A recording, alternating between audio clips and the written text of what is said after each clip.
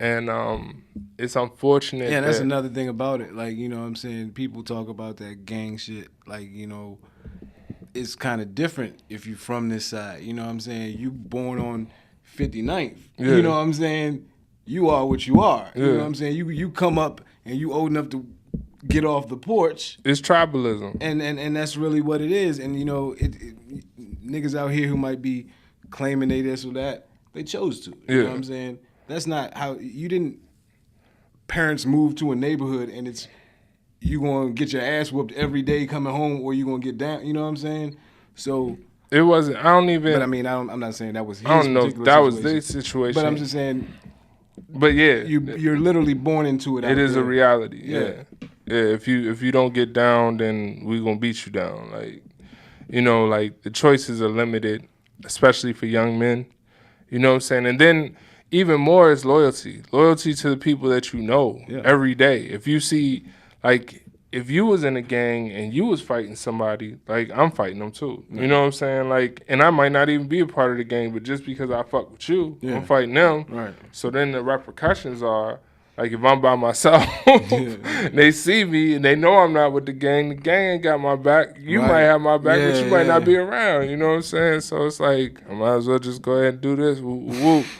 You know, I'm not gonna be out here getting my ass whipped for nothing. Right. Might as well get down.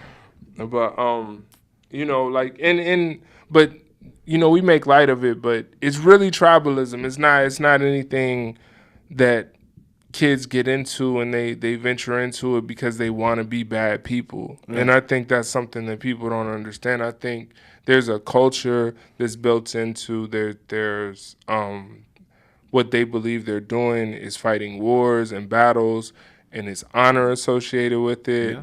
And it's really tribalism. If you go back to the Greeks, you go back to the Romans, it's the same thing. Like, it's nothing different. It's just happening within the scope of our country and outside of the scope of our government and our laws. So, but it's a deep culture that they have in LA, and even if there was no gang violence, there would still be gangs because people would still be affiliated with each other based on neighborhoods. And it's in DC too. Yeah. We don't have colors or anything, or you know, they're starting to get colors, but we don't really have colors in DC. It's really neighborhood affiliations. You know what I'm saying? I'm from Michigan. I'm from Riggs. I'm from Berry Farms. You know what I'm saying? Like, I'm from KDY. Like, it's just like, you know, even if you don't even rock with everybody on your block, if you in a go-go and it's going down, you ain't got no choice. You live there. You know what I'm saying? Right. If you don't get down, when you come back home, them people gonna see you. They gonna know about you. Block over there getting put on, and you over there with your hands down. It's a tribal thing that we do as people, and people are shitty, man. People do fucked up things to each other, and I just don't like.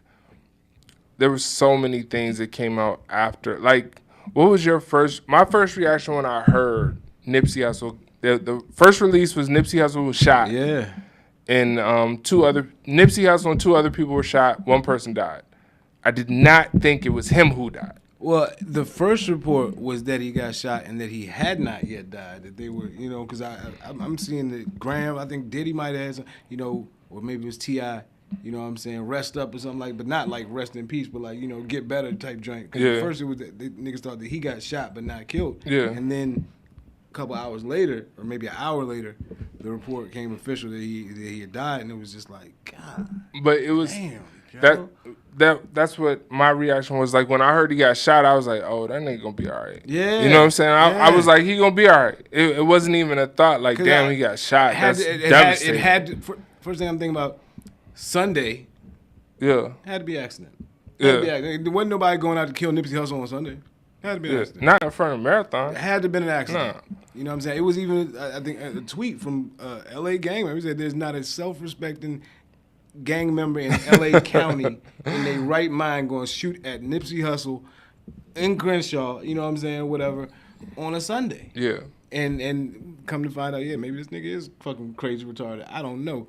But I was surprised that when the video came out to see that it was just, you know what I'm saying, some dude I mean, we gonna talk about the savageness of that too. That whole situation was pretty savage, and from the reports that I'm hearing, it was just wild. It just shouldn't have happened. You know what I'm saying? So, like, we gonna talk about that. Can we get into a video? Can we get into Can we play status symbol? Yeah, let me see which one that is though. All right. Someone that says status symbol. They all say Nipsey Hussle. Solid. That's good record keeping right there.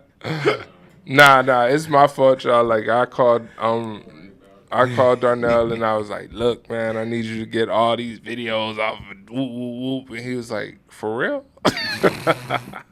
So, nigga, y'all just be talking someday. I got work today. That's Nip Hussle, man. That's Status Symbol 3 featuring Buddy, man. Like, rest in peace, Nipsey Hussle, man. Like, I hope everybody's getting a chance to embrace this man's music and appreciate his legacy right now. You know, like he was a gem. You know what I'm saying? Like he definitely was a gem out here, and you know, I love my people, but he was definitely a beacon of light in the dark, man. And it's an unfortunate listen loss. to West Coast rappers for real. He was kind of transcendent though. He did his West Coast tracks, but that's what I'm saying. He had real solid work. Like you said, he painted the pictures. He told the stories, made you see it. Yeah, it wasn't a lot of metaphor work with him. It wasn't a lot of like overthinking, but like it was definitely a vision that you saw when you listened to him. He was visionary and conversational. Yeah. And you don't get that from a lot of rappers nowadays. A lot of times, like shit, I'm gonna be honest with you, most of these new rappers, I be having to listen like 2-3 times just to figure out what the fuck they was talking about. Yeah.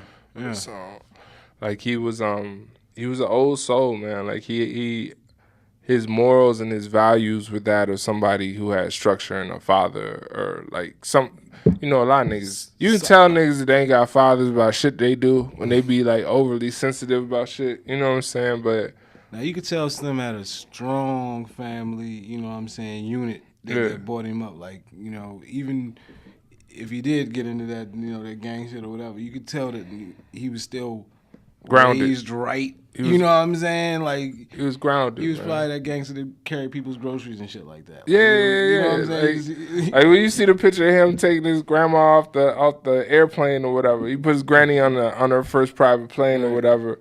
She got the all money in chain on. Granny swagging. You know what I'm saying? And he's sitting there just holding her hand, helping her, and even the way that he associated with Lauren London, like that was his lady, and just the way that they moved, like he was definitely a gentleman when he was moving with his lady. And I think more brothers need to pay attention to stuff like that. You know what I'm saying? Treat these ladies right, and you know. Easy now. We do say a lot of bitches on this show. What's good for Nip was good for Nip. He had Lauren London to treat like that. See, somebody gonna be on the couch tonight. Hey, listen, I treat my lady like a queen. She deserves it. She earned it. Yeah. But if you got a stripper from Fuego, she don't deserve that. I don't know, man. You know, a stripper from Fuegos might come home and spend that cash on you, though. She spend that guap on you. She's sharing, you know what I'm saying? She breaking down off the trash bag. She might be in that VIP room a little too much, though. That's you the know? problem. That's what she can't trust it. Better hope she got some latex gloves on or something, boy, because everything get... Never mind. Fuegos is different. I got you this new Lysol body wash. We talking about Nipsey, man. I had to do something for my people. People tune in for me too. Make us laugh. Nah, man. We wanted to talk about the actual act that you know, took this person from our community. The actual act was savagery. And it was repugnant, despicable. It was unbecoming of a human being. It was the guy really treated Nipsey like he was an animal. Yeah, it's definitely not befitting of the respect that anyone who knew this man knew he deserved. Yeah. You know what I'm saying? He ain't deserved to go out like that. Yeah, and it was cowardly too. It was cowardly. Like It was a full-on sneak attack. A guy. I'll give you guys a description. I'm sure everybody's seen the video by now, but the guy walked away, came back from the cut around the corner of the store, walked up to a group of people that were standing outside surrounding Nipsey Hussle, which is normal. Man. Walked through the crowd. Obviously, he was familiar because he's also a Rolling 60s Crip. Crazy. So he was familiar. Nobody questioned, who is this guy, whatever. What's going on here? And there was an interview by Cowboy, and Cowboy said that the fool had just came up there, dapped up Cowboy, dapped up Nipsey, then walked off to go in the Master Burger, which is the burger spot that's right next to the Marathon Clothing and the tax place and Beeper store and all that. So he walked in, got a burger or whatever. Cowboy stepped off. Then the guy came back maybe like 3 minutes after that, and he just started busting. So he fired twice initially, and he was gonna run away. Our guy was still on the ground, hit, but was still alive, and something made this gentleman or this animal want to come back over top of him. Make sure you finish the job. Shot him 3 more times, stopped, then shot him 2 more with the coup de grace being the shot to the head, and then he kicked him in his face, and then he ran away. It was cowardly. Shameful. Cowardly, man. Like, ridiculous. You know what I'm saying? On another level, like that shit right there. Again, Nipsey Hussle specifically did not deserve that. And the sad thing is, like even this guy's death isn't retribution for what he took away. This guy's a nut. They know he's a nut. He's a known shooter. You know what I'm saying? And he's been in and out of mental facilities before. Like, and that could just be his cover when he shoots somebody, he go to a mental hospital just so he can get off or whatever. But he's a known shooter. He's a nut. You know, like one of them niggas you don't really take seriously, but you know they dangerous. You know what I'm saying? And not really popular, probably outcasted. I mean, his name was Shitty Cuz, so that's tough. You know, he's probably outcasted. That's the beginnings of the end right there. Yeah, labeled wrong, definitely. Probably fucked over in the gang or whatever. Or felt like he deserved more stripes and this, that, and the other, or whatever.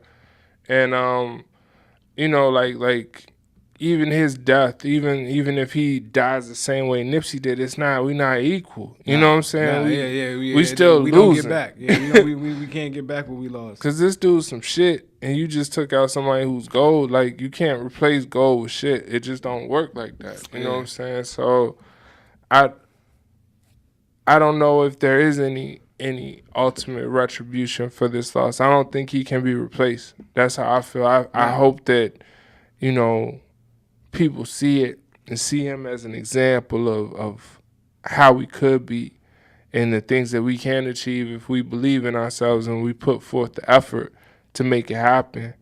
But, I don't see it happening, No, it's tough. It's tough because, again, to think so progressively, to never be short-sighted. Because when you talk about him being so consistent, and you can't be consistent and be short-sighted. Because if you're short-sighted, you're often gonna react to the moment, to the emotion, to the feeling, what's popping right now, what I need to do right now.